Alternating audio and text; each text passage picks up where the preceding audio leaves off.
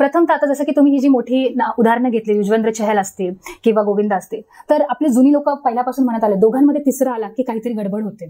तर तसंच इथं आहे की अतिरेक. आता हे जे दोन्ही जी नावं आपण घेतलेली आहेत, तर ती दोन्ही नावांचा जर आपण एक सेम पॉईंट बघितला तर ते दोघंही सेलिब्रिटी कपल्स आहेत. आणि सेलिब्रिटी असल्यामुळे त्यांच्या प्रत्येक मुवमेंटला, त्यांच्या प्रत्येक प्रतिक्रियेला एक काही ना काही दुसऱ्यांची प्रतिक्रिया मिळते, त्याच्यावर ओपिनियन्स दिले जातात. आणि आपण जरी ते स्वतः जरी किती त्याबाबत त्यांना जागरूकता असली की लोकांच्या ओपिनियनवर आम्ही नाही लक्ष देत, आम्हाला सवय आहे ट्रोल्सची, आम्ही आमचं वैयक्तिक आयुष्य वेगळंच ठेवतो जरी लोकांनी काही प्रतिक्रिया केली, पण आपण हे विसरून जातो की आपण सगळे ह्युमन बिंग्स आहोत. कितीही आपण एखाद्या गोष्टीकडे इग्नोर करण्याचा प्रयत्न केला तरी त्या गोष्टींचा कुठेतरी इम्पॅक्ट आपल्या वैयक्तिक आयुष्यावर होतो. तसंच समवेअर त्यांच्या आयुष्यात झालंय, कारण की तेच जर उदाहरण घेतलं तर त्यातली एखादं कपल ओव्हर सोशल मीडियावर एक्सपोज होतात, मग त्यांच्याबाबत लोक नेगेटिव्ह पॉझिटिव्ह कमेंट देत असतात. मग प्रथम सुरुवातीच्या काळात सगळे एकमेकांबद्दल ऍडजस्टमेंट करतात, पण आता जसं की एखाद्या कुटुंबामध्ये असतं की सासू असते, सासरा असतात, रिलेटिव्ह असतात.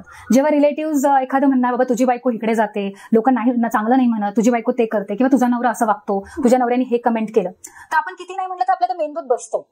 सुरुवातीला आपण आपल्या मेंदूला कन्व्हिन्स करत असतो, it's a part of profession, हे चालतंच, हे करतो, पण एक लिमिट्स असतं. ज्यावेळेस माणूस त्या विचार करण्याच्या क्षमतेच्या बाहेर जातो तेव्हा तो त्याची जी भावना आहे रागातली ती त्या माणसाला एक्सप्रेस करतो, आणि त्या रागाच्या भरात दोघांच्या नात्यामध्ये अडथळा येतो किंवा द्वेष निर्माण होतो, आणि मग त्यामुळे ह्या अशा एंडला ते पोहोचतात.